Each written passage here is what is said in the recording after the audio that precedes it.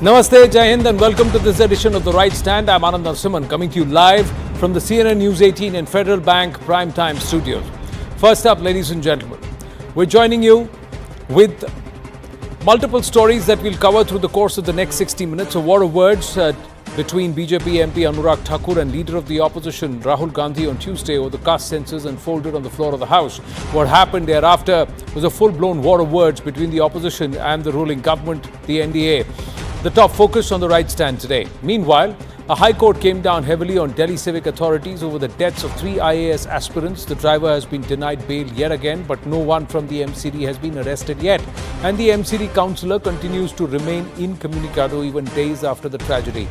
Later on the show, we'll have an exclusive conversation with former CBI Director former CBI Director D.R. Karthikeyan, who flagged off gross failures of the Delhi civic authorities in a 2017 report, and this was as chair of a committee that was appointed by the Chief Justice of the Delhi High Court itself. An escalation in the Middle East. Hamas political leader Ismail Haniyeh killed in Tehran. Iran's Supreme Leader Ayatollah Ali Khamenei has vowed revenge and dared Israel that it had provided the grounds for harsh punishment for itself. The IDF, meanwhile, has confirmed taking down a Hezbollah commander too. The death squad, meanwhile, is picking local people and killing them. Baloch activists are screaming out loud against Pakistan's violent crackdown in Gwadar. These are shocking visuals that have emerged from that region. An exclusive conversation with prominent Baloch leader Mama Khader Baloch, and we are hoping that the Baloch Prime Minister in exile would also join us. Let's move on to the top story, ladies and gentlemen. The uproar began when Anurag Thakur in his speech said that one whose caste itself is not known is talking about caste census. Rahul Gandhi saw that remark as a direct attack on him, even though Anurag Thakur did not name anybody. Anurag Thakur had said that a few people are accidental Hindus and their knowledge of the Mahabharata is also accidental. Rahul Gandhi responded to the remark saying, whoever raises the issues of Adivasi, Dalit and the backward is abused. I will happily accept these abuses. Anurag Thakur has abused me and insulted me, but I do not want any apology from him. He added, you can insult me as much as you like, but we will pass the caste census in Parliament. Prime Minister Narendra Modi praised Anurag Thakur's speech in the Lok Sabha, terming it as a must-hear, a perfect mix of facts and humour exposing the dirty politics of the INDI alliance. PM Modi wrote on X, the government has been reminding the Congress of the former Prime Minister Jawaharlal Nehru's anti-reservation stand right from the beginning. Finance Minister Nirmala Sitharaman also reminded Rahul Gandhi of a 1985 interview of his father, the then Prime Minister Rajiv Gandhi, who had expressed very strong views against reservation. Senior journalist Alok Mehta, while referring to Rahul Gandhi, stated his caste politics won't work. He's either confused or wants to become a communist. Mr. Alok Mehta should be joining us any moment now, but here's an excerpt of what happened in Parliament on Tuesday.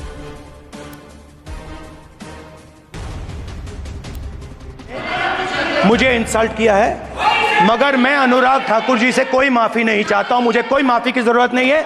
मैं लड़ाई लड़ रहा हूं. जितनी आपको गाली देनी है, मैं आपसे कभी माफ़ी नहीं मांगूंगा. मुझे आपकी माफ़ी नहीं चाहिए. आजकल कुछ लोगों पर जातिगत जनगणना का भूत सवार है सर. मैंने कहा था कि जिसको जात का पता नहीं वो गणना की बात करता है. मैंने नाम किसी का नहीं लिया था.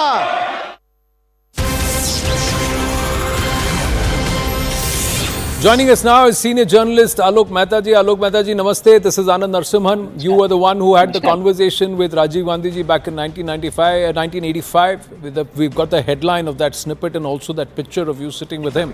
In those days, perhaps prime ministers were more approachable and were open to conversation. But what did Mr. Rajiv Gandhi say at that time? And how is that in variance with what his son's position is today? You see, Rajiv Gandhi was very modern in that sense, and even Mrs. Gandhi days, because he also joined after the Sanjay Gandhi death. So I think, and he was a pilot, he was a working person, and that's why he was not coming for politics only. Just he thought that the modern India, what even the Nehru visualized, then he thought that I will do something like that, because he was an engineer and he was a technocrat too. So that's why when I interviewed him in March, and because he became a Prime Minister in October, after 31st October. So in few months' time, and because earlier also I was meeting him, so he was very frank. He said, कि यदि आरक्षण का दायरा बढ़ा, because there was a demand at the time also after the Mandal Commission and all, and he was new. So people were demanding in the states because there were elections in the states also. So he was in favor that if we come like in Hindi, at least he used the Buddhu Shabd. कि इसका दायरा बढ़ाया गया. That's why I'm quoting in Hindi. Because in English, if you say idiots, what Nirmala ji mentioned, I'm thankful that Finance Minister Nirmala Sitharaman mentioned my interview. But because sometime in translation, people think objection. Yeah. But I think because it was nothing mean, but Buddhu means if you are not intelligent enough and you are competing. And other person I have a will come copy and of that dominate. article, sir, Alok Mehta ji. It is dated the 3rd of March 1985. That's when the conversation is. And in this it says, आरक्षण के नाम पर बुद्धुओं को बढ़ावा नहीं. Why did he say this? Yes. Yeah, that's why. Because he thought, he always felt it like that people should come on the qualification. But he was not against the SC/ST reservation. He said in the constitution already there. But you want to expand the reservation. That's why he felt then the people who are more intelligent, more educated, and when they compete and for any examination, and if they will dominate, then how the intelligent person will work? Because the less educated or less intelligent person become a more senior, and then you have to work. If somebody doesn't know French and if somebody become a head of department of the French department, how he will do like this on the basis of the reservation? So, frankly, he was informally also earlier we used to talk when he was the Prime Minister. That's why he was very openly said कि फिर तो क्या होगा बुद्धू लोग आ जाएंगे बुद्धू मैंने इसलिए I quoted it was a tape recorded now they don't have that time the tape record but even then I used this interview even in my book collections of the book where the Mrs. Gandhi interview or Narsi Ram interview and all interviews are there. So that's why I feel in the it is that chance and that's why you must be having this copy. So I thought that it should be a Rahul Gandhi. That's why it's shocking because in the election time also, in my commented in channels and written also, that why he's talking about the caste system. Because from Gandhi or because from my family, we say Swami Dayanand, he was against the caste system. Rahul Gandhi, as a modern man, he wants to do something in future. He's comparatively young and from other leaders. And what because the Lalu Yadav and Mulayam Singh for Muslim vote, that's why he's talking. There I felt his politics should be different. We need a national political party. We need a better position. We need a difference of opinion in our family, our friends also. We have difference of opinion. Ji. But what he's campaigning that no, we will do Jatigat Janganna. Without this, it will not done. How one can think about it? A person like any national party. Regional party, their compulsion, the caste combination, and even then you prove what Mayawati did. She was doing the Dalit politics and the result, everybody knows what happened to Mayawati. Ji. So these kind of, even the Lalu Yadav, he was also dreaming of a prime ministership. Voter scheme. Rajiv Gandhi, whole life he was fighting against the VP Singh and Lalu Yadav. And Rahul Gandhi is talking now about the caste system and compelling that I will come and all over India, I will do this. What the intelligent people who are educated. And I know you also follow current day developments very carefully. Until recently, till Nitish Kumar took this across and then he tried to stitch together this alliance ahead of 2024, albeit he himself came back into the NDA. Rahul Gandhi himself was not very for it. Even Sonia Gandhi ji in the past has argued against reservation, against caste census. So what do you think is happening right now? Has the Congress turned towards communism? Or like you penned your article on News18.com, you said that he's either confused or he's turning communist. Actually, you know, he is following the same line what the Maoists used to think. The Communist Party, he thought as a labor leader, if he says, okay, because I'm fighting, you know, same time, on one the caste system, and other thing, he talk about the anti-industrialization, anti-industrialist. Earlier we used to say Tata Birla ki sarkar nahi chalegi. Now he says Ambani Adani ki nahi chalegi. These kind of thing is a tradition also. It's a very, very funny thing because we have seen the left parties. Now only they are considered only in the Kerala. In West Bengal also they lost the ground. So Rahul Gandhi thought maybe because for the people, for the masses, as a labor leader or as a leader for the Kisan, what he's talking, caste system and the anti-capitalist. But this is not the era. That's why I mentioned earlier also in some interview that when Narsi Rao went there in 93, China was different. I also traveled with Narsi Rao and I was seen at that time. Now you see the China, how different it is. Correct. So much trade and economically become a superpower in one sense. So when you are competing with China and you are going up again in 50s and 60s, what the China or Soviet Union was doing. So that's why I feel that he's totally taking different, because maybe his advisors who never contested election like Jairam Ramesh or Digvijay Singh, who lost election several times nowadays. Last elections he lost, again lost. Maybe Rajya Sabha leader, maybe they are very intelligent. I know very well both of them. I know, but they're thinking just the same formula. Or if you become a prime minister for the 1 year, what VP Singh did, Right. what he will achieve, the more chaotic situation will be there. What he's thinking, that maybe regional party will support on the basis of the caste system. Right. And Nitish Kumar, what we are talking rightly. Nitish Kumar, or because of the Lalu Yadav, it was compulsion. And if he even did, but he is not so aggressive on the caste.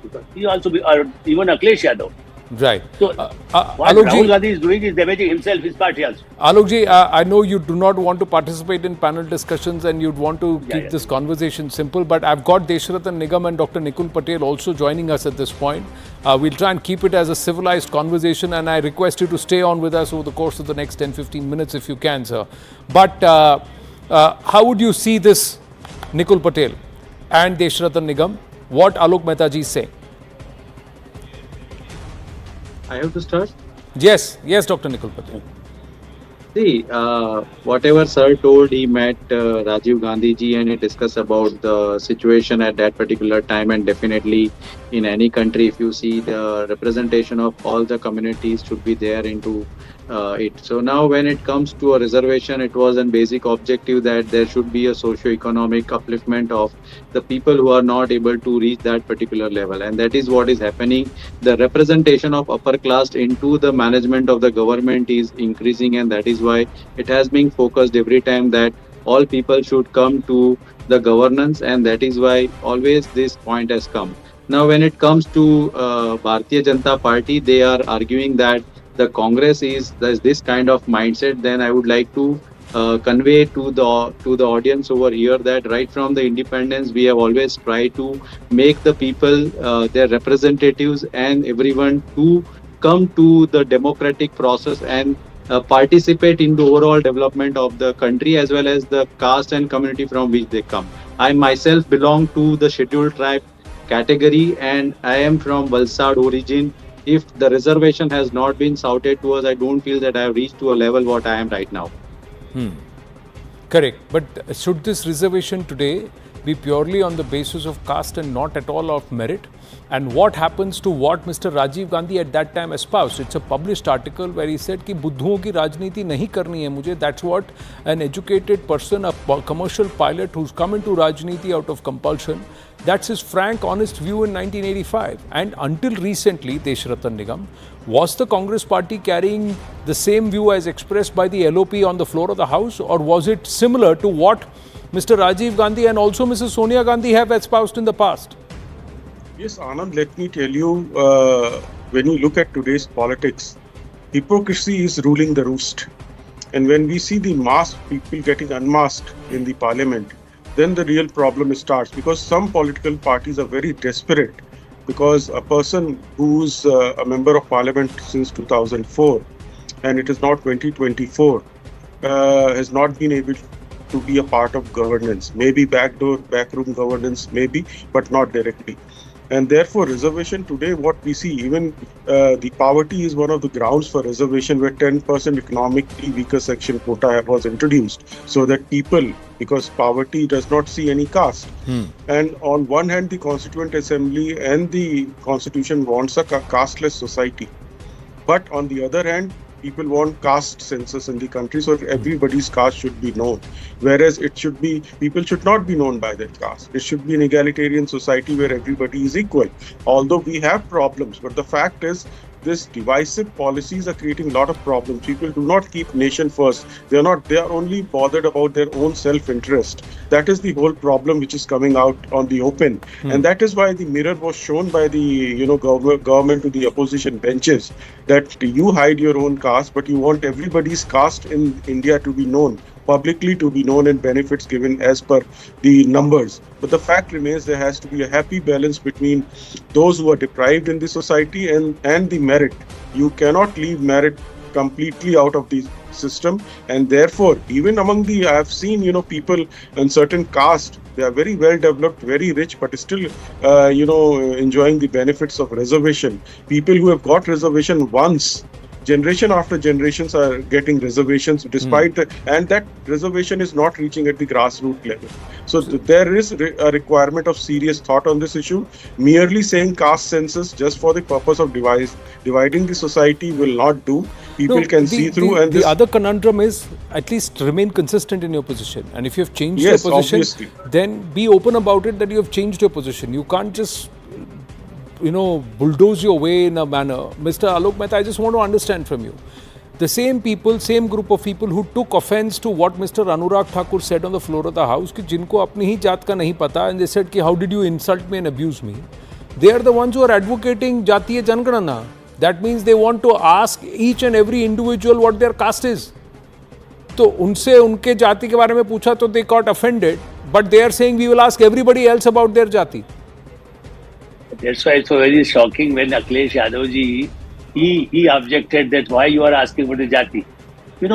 And I think maybe Anurag Thakur, I don't want to support him in that sense, because there is some time when you are fighting like in a debate or something, you talk about you don't know about your caste. Because even I feel as an Indian, everybody is Indian. Even the RSS people, they used to say, I have interviews like Rajiv Gandhi, Sudarshan ji or the Professor Rajan Singh, they used to say 98% everybody we feel that they are Indians. हम सबको अपना हिंदू ही मानते हैं, बल्कि ये not even the Indian, but he says हम सबको हिंदू मानते हैं, including Muslim. They go to Namaste, they go to Gurdwara, they go to church. We are not object. So in that sense, what I feel that what Rahul Gandhi is doing, just because he thinks that we are living but in a different way, contradictions. That's why at that time the Motilal Vora was there. Nanda Tiwari was there in those times, the Rajiv Gandhi time. And Motilal Vora, afterwards, Rahul Gandhi was not, sorry to say, now he's no more, or Ahmed Patel is not there. But these kind of people, they were not in support of this. Chandulal Chandrakar was the same Chhattisgarh where Motilal Vora was there. I think our friend must be knowing him also. But if you see, when Chandulal Chandrakar became in the minister, he was from the backward class. And because he has forced to resign, because it was a very serious case. I'm not talking here because he's also no more and he was a journalist. But even then, there was a very serious case because I reported that in October 85. And in 86 January, he is forced to resign one more minister because serious allegations were against them. So if you say the caste system, then the Rajiv Gandhi are now still any other prime minister, even the Sonia Gandhi, they used to talk about the more education. Yes. Arjun Singh was there. Digvijay Singh, but Digvijay Singh, because I belong to Madhya Pradesh, I know what he destroyed in Madhya Pradesh development. That's why now BJP came again in the power. I think this is the situation that Rahul Gandhi is not, because he's just thinking what VP Singh got, how the Devgowda got. So he is in very hurry. You see, in politics, maybe in hurry you get something, but there's a short term. And the short term politics. Is it in the larger, my larger question is it in the larger interest of the country, Mitul Patel? If you believe reservation helped you, then shouldn't reservation go back to helping everybody who actually needs it rather than being limited to those who have availed of it and they continue to hold on to it? And that can happen only when you bring in the economic strata into place. The other part is those who get offended when your surname is asked were out on the streets during the elections asking everybody their surnames and mocking them, insulting them in broad public, using the clout of the crowd to try and single out people and embarrass them and humiliate them. So they can't try and be holier than down the floor of the house. That's how they behave with journalists also. See, I would like to answer your question in two different ways. Firstly, that Pradhan Mantri himself was claiming that he is from OBC and he was shouting OBC so many times. That was the first part. Right? But why did he do that, Mitul? Did he talk about his OBC background till he was prodded and to say that he is not OBC? Did he talk about his caste all through? I'm just asking you this. Let me complete. Sir, please complete. I'm just very humbly asking you, when have these responses actually come? Only when he was prodded and he was poked about his surname. Till then, had he ever spoken about his surname or his caste? Ji, please continue. Okay. The entire thing came when the Modi surname was spoken by Rahul Gandhi ji in 2019 election, and how Bharatiya Janata Party reframed everything. Then case was filed, and we know what happened for 2 years imprisonment. That we all know, right? So that was correct everywhere by BJP. Second thing, when it comes to So the in that Assam, case, who insulted the surname, sir? Who took the surname and then broad brushed It the was whole the wrong- surname? the Did wrong they take the interpretation. names? It was- Did he say names, first names, or did the person actually take the surname and then take it to the court run has out of it? taken the court has taken a cognizance, and this is not a matter of discussion now. But we know what happened. No, Assam. I'm just asking you. So just okay, please continue. I don't want to digress. Please continue. When we talk of Assam, the Assam chief minister is saying that the demographic structure of my state is happening so ruthless that I am not able to live, or I am not able to die. What is happening in my state, I don't know. So Correct. if this kind of happening things are happening into the entire country, even recently we have seen in Jharkhand, where the MLA of Congress said that the people of Adivasis areas has been migrated by so many Biharis, and they are being taken off. So now the entire scenario is now challenged by the demographic structure of the entire country. So that is why now people are demanding. This is the voice but of the Dr. people. Nikul, that again, we want more representation as per our population, because we are into a democratic process. Kindly That is allow the me to only thing interrupt you what there, Rahul sir. The Gandhi is issue in Assam presenting and on the the issue in floor of now. Jharkhand, Mr. Nishikant Dubey also brought it up in Parliament. The issue is not about local, sir. The issue is about immigrants, illegal nationals in our country who are changing the demographic. The issue raised by the Assam Chief Minister, issue raised by Nishikant Dubey are all about what has happened in what is happening because of illegal immigration. That's different. That's different from Indian citizens. So let's not please mix the two. We shouldn't. Please complete. Yeah, definitely. But when it goes, the 2011 census is due. Why the government is not doing the census till date? That is the first question to the government. Second thing, now if when the census exercise were being undertaken, then their whole movement started with Kagaz nahi dikhayenge. The whole census exercise was taken so that each person as an Indian citizen is denominated, and at that time a movement started, Kagaz nahi dikhayenge, census nahi karwayenge, and then it was tilted to another way. So overall, is there merit in Deshratan Nigam? Is there merit in Mr. Alok Mehta's argument where he says either the Congress is confused or they are turning communist? Well, let me tell you, Anand, they are not confused. It is by design that they are doing. Designed to divide the majority population and do minority appeasement and go for their votes. And we saw that in this particular election. Everywhere caste census tried to divide the Hindus, the society. Well, you can have certain alternative formulas without dividing the society. If you keep society at the central objective, then you don't need a caste census. Even our framers of the constitution never wanted caste to have supremacy. Therefore, you must follow either your own Congress ideology, which is going on for a long time, or you can clearly come out and say, no, we have left that ideology, we do not believe them, criticize them, they were wrong, then take a clear path, which the Maoists do. But you don't want to do that.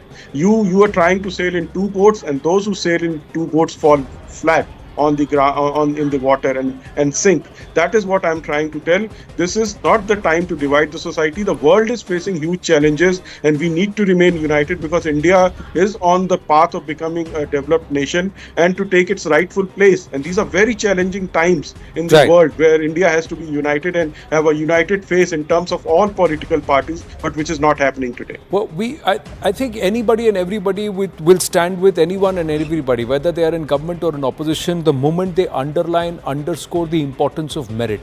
The moment they try and say, no, it's not merit that matters, but your surname and your jati that matters, then we have a serious problem, because this is a very, very dangerous narrative that's or a precedent. And we as a nation have been hurt because of this in the past.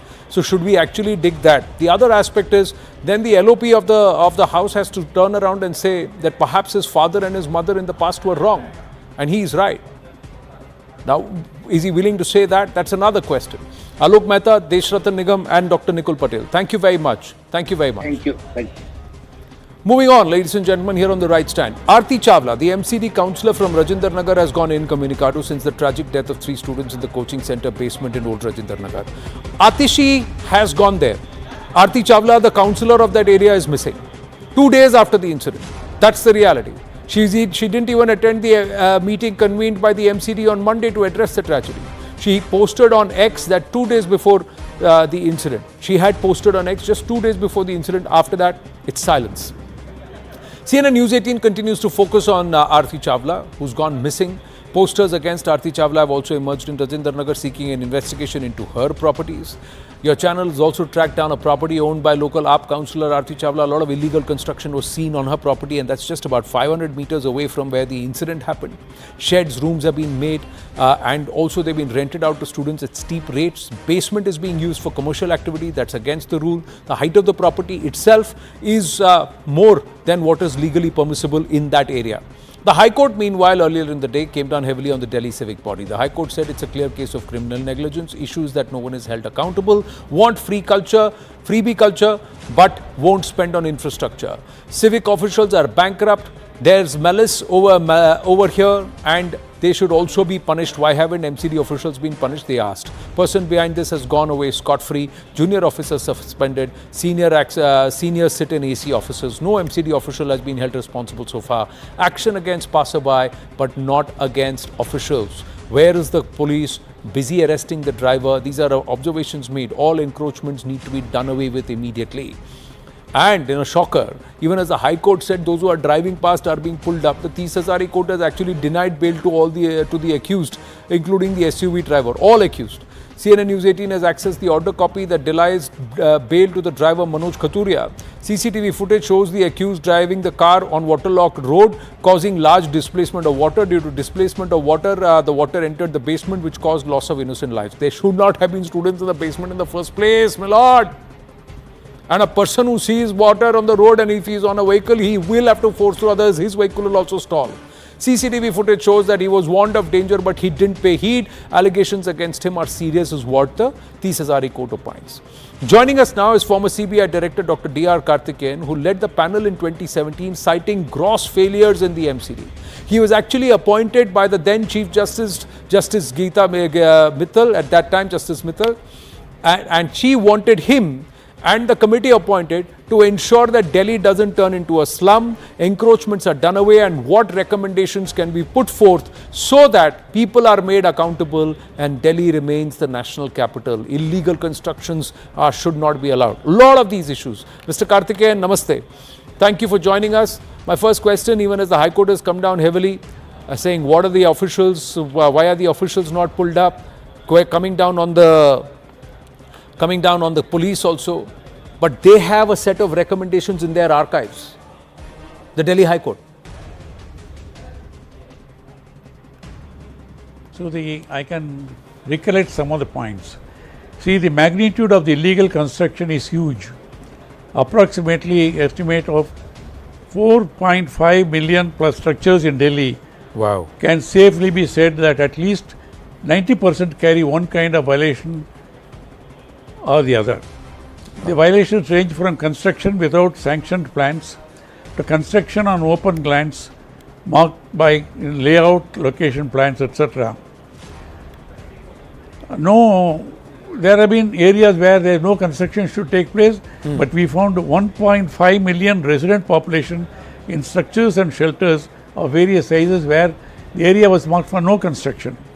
If the government and its agencies are violators of the zonal plans, who will come to the rescue of law enforcement unless the MCD, as the owners of public space, exercise control and supervision of these areas? They will be lost to the unscrupulous. We are woefully late, but even now redemption is possible if seriously undertaken.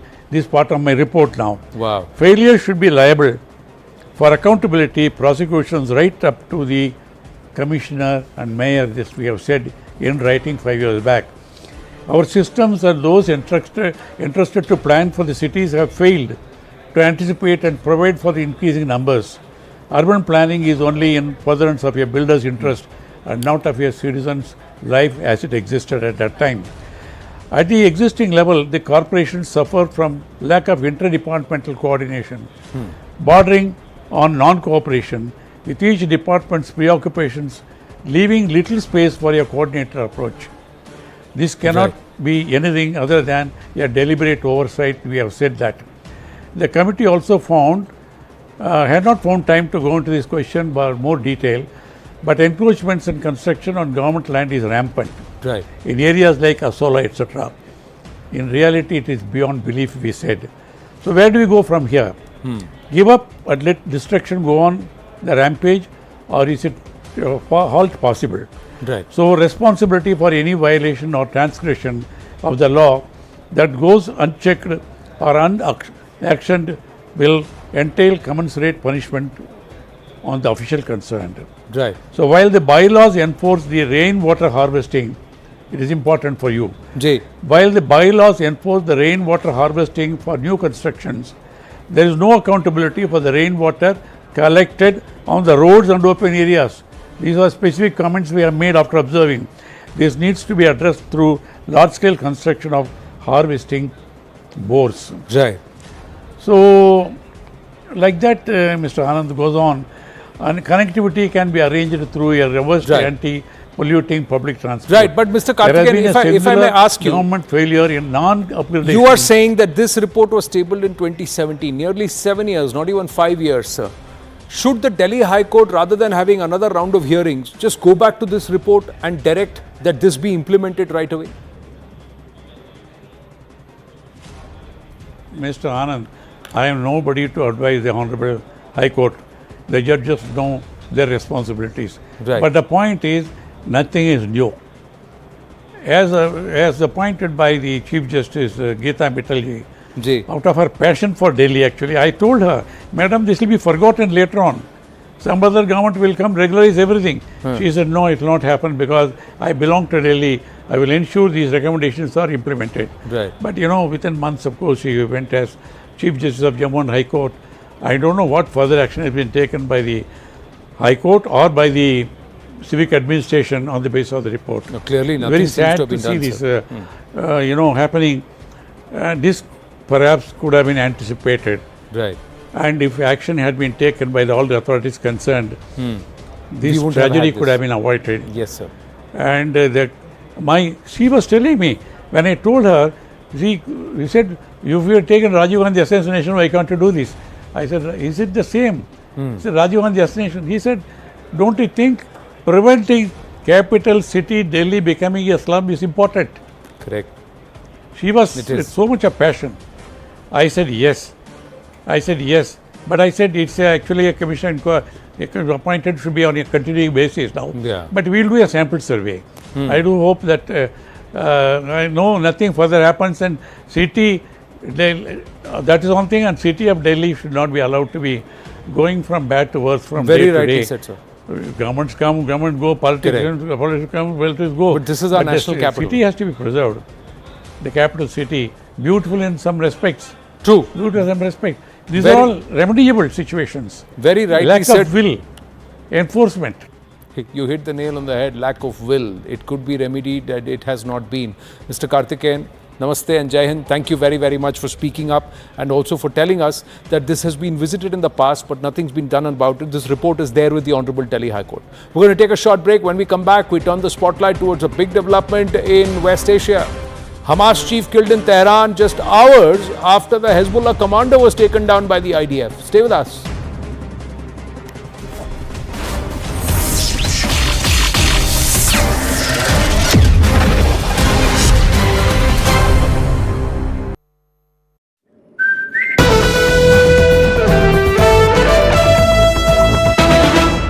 माई भाई मैंने भी इस बार SIP करके mutual fund में पैसे डाले तो मुझे ये जानना था कि KYC का चक्कर क्या है। म्यूचुअल फंड सही है .com या अपने म्यूचुअल फंड की वेबसाइट पे जाओ, पैन नंबर डालो और सिर्फ इतना देखो कि तुम्हारा KYC स्टेटस रजिस्टर्ड है या वैलिडेटेड। रजिस्टर्ड हो तो आधार और पैन कार्ड के साथ अपना KYC वैलिडेट करो, जरूरी है और ज्यादा वक्त भी नहीं लगता। और वैलिडेटेड हो तो सही है। सही है माई भाई, अब तक इन्वेस्ट किया ना हो तो KYC कर लो और मैदान में उतरो। सही है। म्यूचुअल फंड निवेश बाजार जोखिमों के अधीन है। योजना से जुड़े सभी दस्तावेजों को ध्यान से पढ़ें।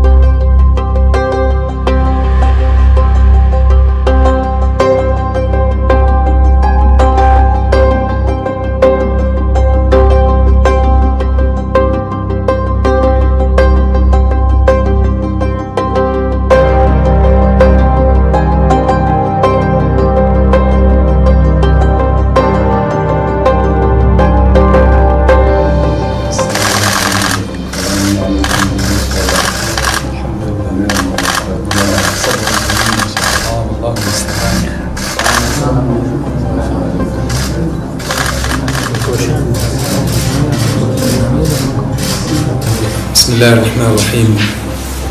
بداية نحن نكرر تعازينا لسماحة القائد وللشعب الإيراني الشقيق وللإخوة الكرام في الرئاسة وفي الحكومة وفي البرلمان وفي كل قوى هذه الجمهورية الإسلامية التي نعتز بها.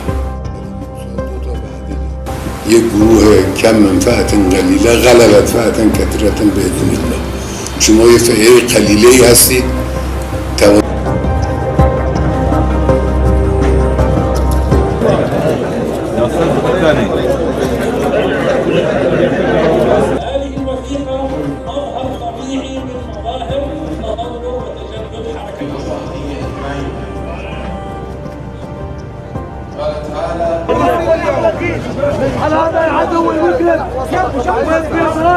هذا العدو الصهيوني لا ولن يكون له مكان على الخارطة السياسية للمنطقة.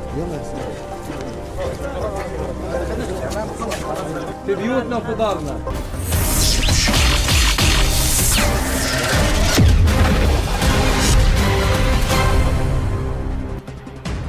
Back on, and top Hamas leader Ismail Haniyeh and his bodyguard were killed in an attack at the Palestinian group has blamed Israel. This happened in Tehran. He was killed when he was visiting Tehran for the inauguration of Iranian President Masoud Pezeshkian.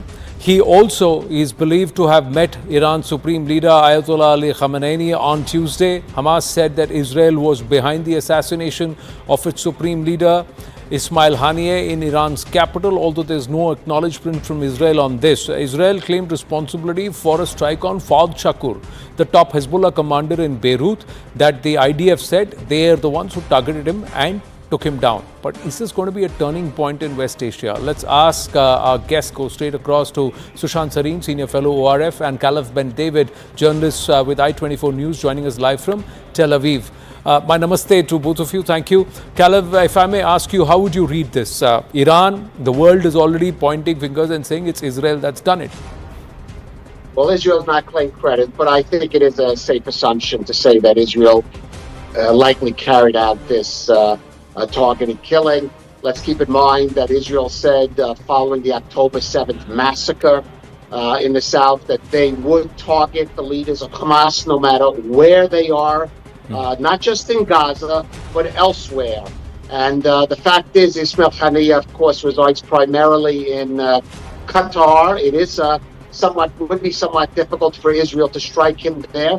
Qatar, of course, is playing a role in the efforts to reach a deal on the hostages. It also has ties with the United States. So the fact that Haniyeh was in Tehran and perhaps an opportunity opened itself up for Israel, it is logical to say that Israel's likely behind it, though as you correctly said, it has not claimed credit for this targeted killing.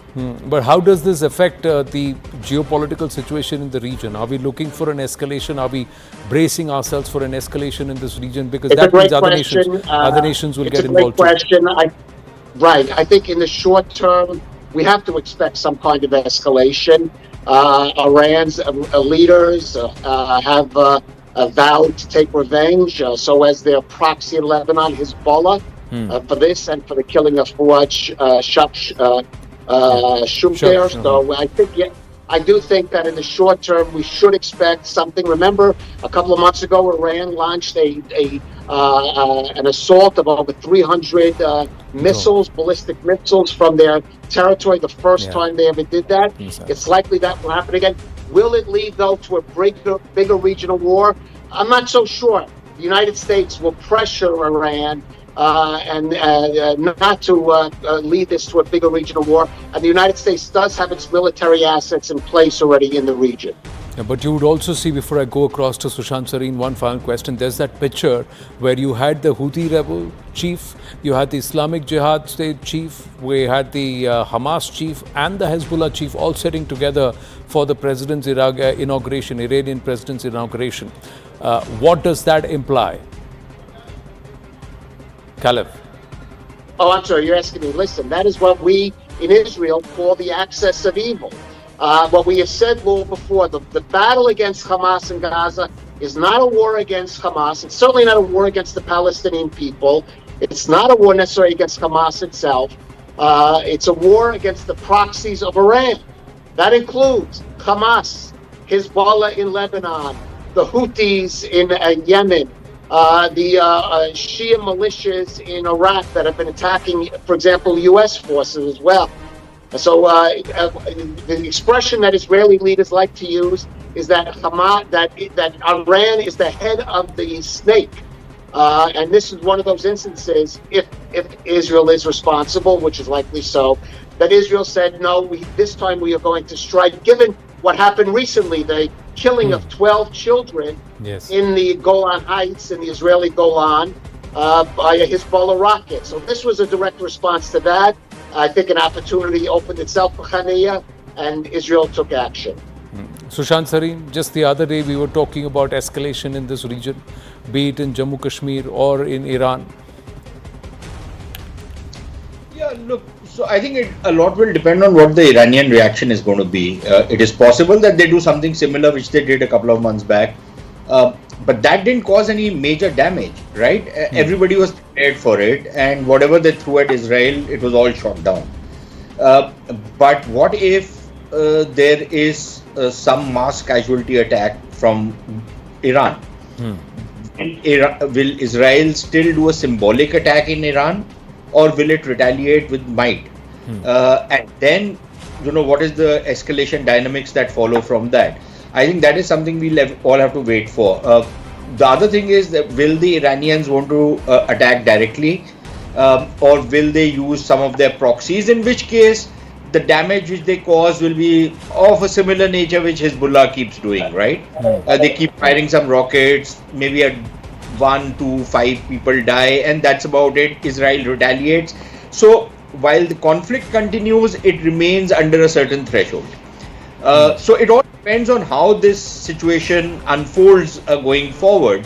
But look, let's face it, Anand, the region has been sitting on a powder keg since the terrorist attacks of October 7. And there are fears that this could escalate into a wider regional war. I don't think anybody wants a wider regional war. Israel certainly doesn't want it.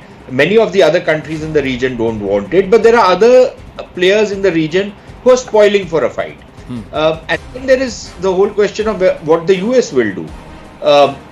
Will the US just say that, okay, we are standing with Israel, or will they actually do something in case hostilities break out? And I think everybody will be watching what the US does, because Israel being such a close ally of the US, if at a time like this they don't fight shoulder to shoulder with Israel, then sitting in India, for example, talking about Quad and security cooperation and all, how that play out? I think so. US credibility will also be at stake in case hostilities break The out. thing is, there is elections in the US, so there is a flux in terms of who's going to come to power and what's going to happen and what position the US will take. There is Iran, which will have to, because it's humiliation. It's right in their capital that the Hamas chief has been taken down, or a key person has been taken out. So they would want to react. So will that tantamount to some escalation? We'll wait and watch. Yes, Caleb Ben David, quickly. I just think, first of all, I agree with your other guest. Yeah, yes, in short term, we will see a reaction from Iran. The situation will likely heat up. Reaction either from Iran and one of its proxies. But again, it's not necessarily in Iran's interest. For example, if they really wanted to damage Israel, Hezbollah would launch a full-fledged attack on Israel. And they have not done that because Iran needs Hezbollah for its interest to maintain control in Lebanon, to help Bashar Assad in Syria. So it's also in Iran's interest not to go out into a full-scale war. And let's keep in mind, last time Iran launched a direct attack, Jordan assisted in its air defense system. Interception. Right, so there's other actors in the region who don't want a full-scale regional war. Right, but then Iran's new president would also want to say something, and there would be some statement there. So short-term escalation, this is not the last that we're going to speak about what's going to happen in the region. Gentlemen, have to pause for a bit. Thank you on this for the moment. Thank you very much, Caleb Ben David and Sushant Sareen. Quickly, ladies and gentlemen, in the neighborhood, Pakistan continues atrocities on Balochis in Gwadar. Have a look at these pictures. Balochis urging the United Nations and human rights organizations to take note of the peaceful protesters who've been arrested and brutality meted out at them by the Pakistani forces. We got exclusive inputs as we put out. Our security affairs editor Manoj Kumar Gupta getting these inputs, but even as we put out the details there, we have Mama Qadir Baloch who's joining us, and it's exclusive. First up here, Mama Qadir Baloch with us. Namaste. I just want to ask you कि ये जो protest है ये क्यों हो रहा है, Mama Qadir Baloch?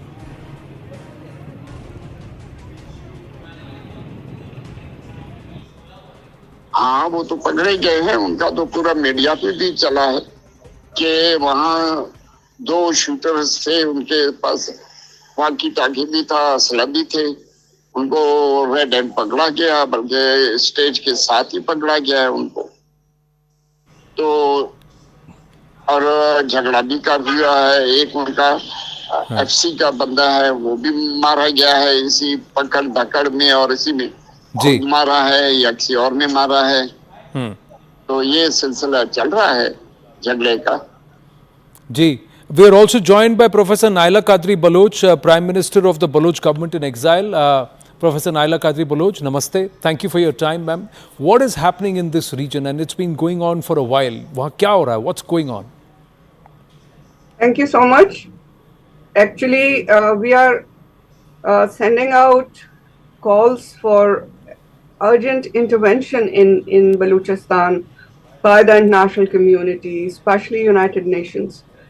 We have formally submitted an appeal to United Nations for intervention, and it's not the first time we are doing this, but this time a grand trauma, a grand human tragedy is ongoing in Gwadar. Ji. A million people collecting a million people in India or in China is a different scenario. But in Balochistan, million people gathered in Gwadar just to share their pains, just to say that we don't want Gwadar to be sold out to China. We don't want our port city that for last 5,000 years, Baloch ports are active ports.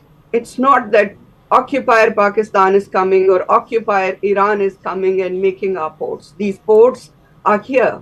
The Punjabi and the Persians, they don't have a single inch of coastline on Indian Ocean. It's Baloch owns 1,100 kilometers on the shores of Indian Ocean. And Gwadar is sold to China on secret deals. Nobody knows what they have written, what Pakistan has written. But what they are doing is demolishing our homes, evacuating Baluch from Gwadar and bringing Pakistanis, settling Punjabis in Chinese companies and their people in Gwadar. So this is against the United Nations Charter, their convention to protect indigenous people. What is going on in Gwadar now is thousands of people are under siege. Gwadar is totally surrounded by Pakistan army. No one can go out of Gwadar. No one can go inside to help people. They have stopped the grocery stores to give food to anyone. There is no water to drink.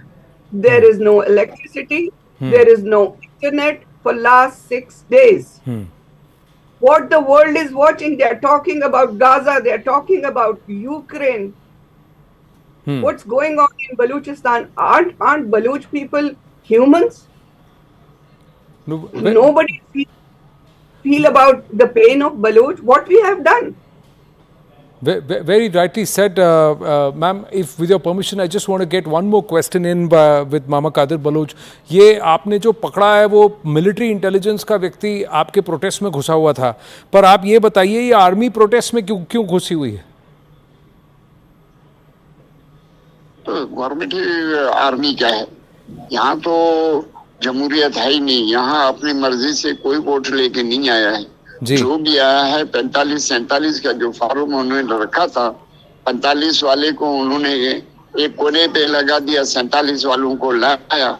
जो भी वो कहते हैं उन्हीं के कहने पे ये चलते हैं. यहाँ जमहूरियत शुरू से नहीं था, न जमहूरियत का नाम है, खाली नाम है जमहूरियत का, लेकिन जमहूरी मुल्क ये है ही नहीं. ये शुरू से डिक्टेटर उनके हाथ में है, इनको डिक्टेटर ही चलाते हैं और चला रहे हैं. हमारे पास तो कोई वो ऐसा नहीं है कि कभी हमने यहाँ जमहूरियत, जब मुझे अभी 86 साल हो गए हैं पाकिस्तान के उससे पहले बनने से 86 साल मुझे हो रहे हैं, मैंने कभी जमहूरियत नहीं देखा यहाँ अपने उसमें. तो यहाँ जो है ना आर्मी, मिलिट्री, इंटेलिजेंस यही इस मुल्क को चला रहे हैं. Mama Kadir Baloch, very veteran Baloch leader, Professor Naila Qadri Baloch, and he's also saying exactly what you were saying, that there's absolute dictatorship there, lack of any rights for the Baloch people. What can be done? What perhaps can be the immediate steps that can be taken? Immediate step can be taken by the countries who are members of United Nations that take stand in United Nations for Baluchistan, and an urgent intervention of United Nations in Baluchistan to stop the military operation, to stop the occupation, to stop the ongoing human tragedy, killing people every day. You see, they indiscriminately they are killing our people, open firing on peaceful protest, peaceful gathering. The way they are killing the people, you have seen graphic, you have seen the videos. Women are bleeding to die. Correct. Young girls, young Baluch girls, they shot them. Young Baluch boys, they have shot them in last 5 days.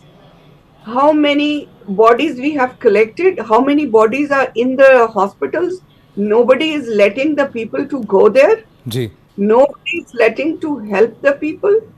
So this, and all Baluchistan is in a mode of protest now. In Quetta, Uzdar, in Karachi, in Jacobabad, in Koi We will track this.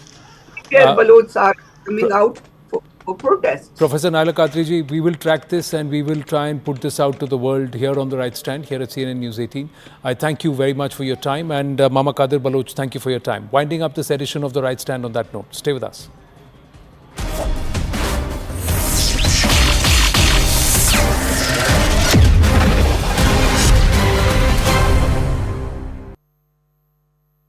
Dadu Dadu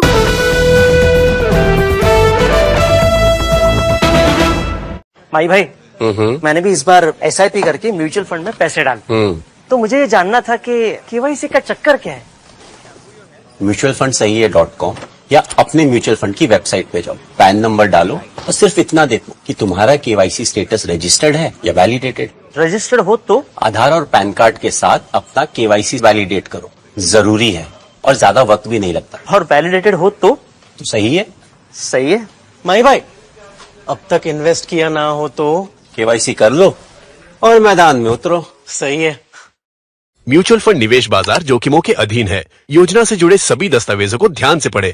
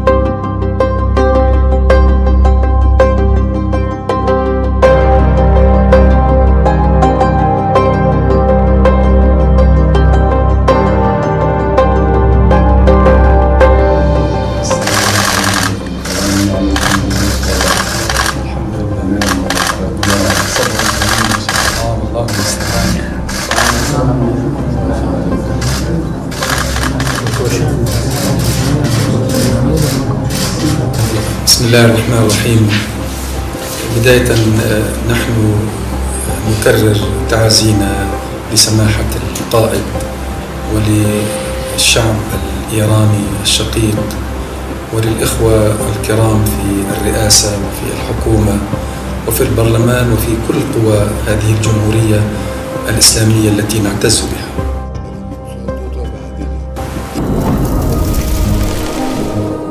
Climate change is on our doorstep. It's time for a revolution to take root. And it starts with 1.4 billion Indians.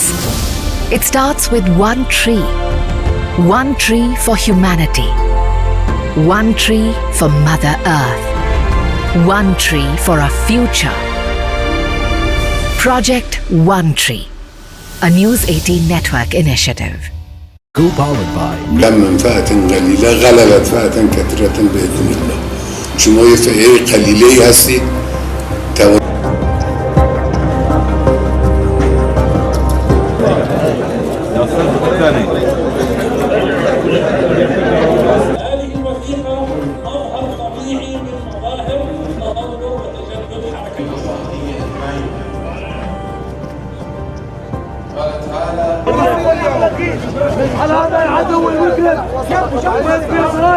هذا العدو الصهيوني لا ولن يكون له مكان على الخارطة السياسية للمنطقة.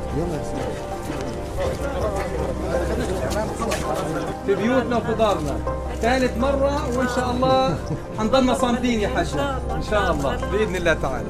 هذا اللي صار إن شاء الله شيء أذى بسيط لن يضركم إلا أذى، وإن شاء الله بنعيد بناءه وترميمه وبرجع أحسن من مكان. إن شاء الله حيرجع أحسن من مكانه. وبعدين أبو محمود ما شاء الله شفت عليه معنوياته عالية، أولاده معنوياتهم عالية جدا.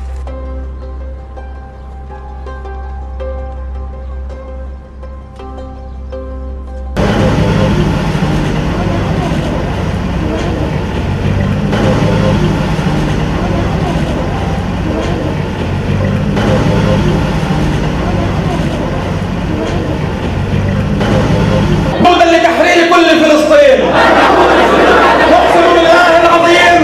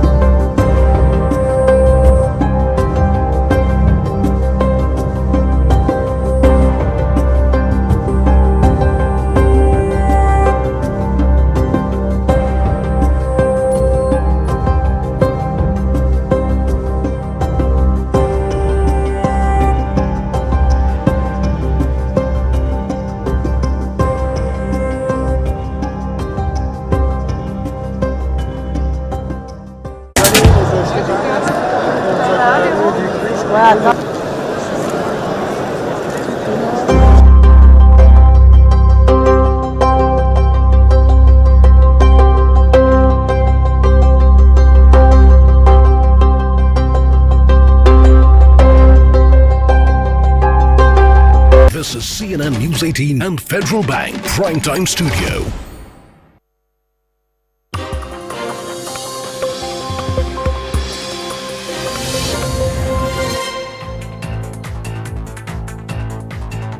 Good evening, this is Brass Tacks. I'm Zaka Jacob. We're coming to you live from the CNN News 18 and Federal Bank Primetime Studio. The death toll in the Wayanad landslides have now risen to more than 150, and the fear is that it could go upwards of 200. Even now, even in the third day, a little over 100 people are still unaccounted. But it is not as if this incident happened in isolation or there were no forewarnings about it. As far back as 2011, more than 10 years ago, the Gadgil Commission, under a famous ecologist, Madhav Gadgil, had warned